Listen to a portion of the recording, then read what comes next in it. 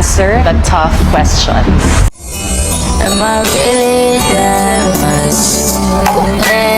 Breaking these feelings down. Am I? You don't really know you. So ayun na guys, after ma-reveal kung sino-sino ang kasama sa Big Four, sasabak sila ngayon sa top questions kung saan magkakaroon ng harapan na tanungan ang Big Four. Isa na siguro ito sa sinabi ni Kuya na Big Payanig. Kaya ang unang nagtanong dito guys ay si Fiang. At ang kanyang tanong ay kung sino daw ang pinaka hindi nagpakatotoo sa loob ng bahay ni Kuya. Kung kayo yung tanongin ng ganito guys, sino ang pinaka hindi nagpakatotoo sa bahay ni Kuya? Just comment down below. Parang survey na lang din sa kanila kung sino ang pinaka hindi nagpakatotoo sa ating mga viewers. Ito disclaimer lang guys, I think si Kai at si Rain ay kulang pa yung pinapakita nilang pagpapakatotoo sa bahay ni Kuya. Para kasing kinokontrol pa nila yung kanilang emosyon. Yung bad sides nila ay hindi pa na-reveal. Ika nga nila, lahat ng tao may bad side and good side. So yung sa kanila ni Kai at ni Rain, yung good side pa lang yung nakikita natin. Yung kay Kulit naman, nakita na natin yung good side and bad side niya. And lalo na kay Fiang. Kay Fiang kasi labas na lahat. Yung walang manners, check. Maharot, term ng mga bashers, check. Clingy, check. Malambing, check. Pakikisama sa mga housemates kahit may ginawang mabuti or masama sa kanya, check. Kay Fiang wala nang mailabas dahil lahat hinalungkak na ng mga bashers.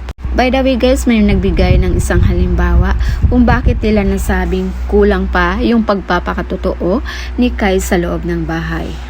Ito ay nung magpakilala ang totoong nanay niya. Natural na reaction lang yung nakikita natin kay Kai.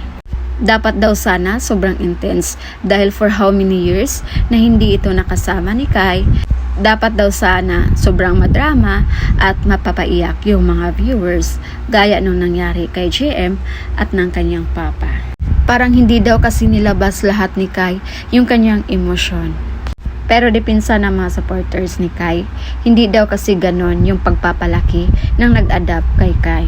Itinuro daw kasi sa mga adopted parents ni Kai na huwag magtanim ng sama ng loob at dapat unawain ang naging sitwasyon kung bakit ipina-adapt si Kai. Kaya hindi natin nakitaan na nagalit ito sa kanyang totoong nanay. At nung si Kulit naman ang nagtanong, ito yung sa kanya. Bakit nung marami pa tayo, hindi ka nag-shy na makipagkilala sa iba? Marami agad ang haka-haka na ang tanong na yun ay para kay Rain dahil wala itong masyadong ka-close aside kay Kai. Kaya nga minsan naging feedback ng mga housemates sa kanya na parang nakasandal lang siya palagi kay Kai. At ang tanong naman sa kanila ni Bianca ay ganito, why you were drawn to be closer to one housemate? Siguro ang tanong na yon ay para kay Rain at Kai. At ang kay Fiang naman dahil sobrang close nito kay GM, tapos si Kulit naman kay Jazz. Sa nangyaring harapan guys, nilabas na ng Big Four ang lahat ng pwedeng ilabas. Kaya sinabihan sila ni Bianca na ugaling Big Four ba ang mga yun. So yun muna yung pa-update natin guys. And again, this is Wills TV. Thank you for watching. And abangan natin mamaya guys ang episode na to sa Pinoy Big Brother Gen 11.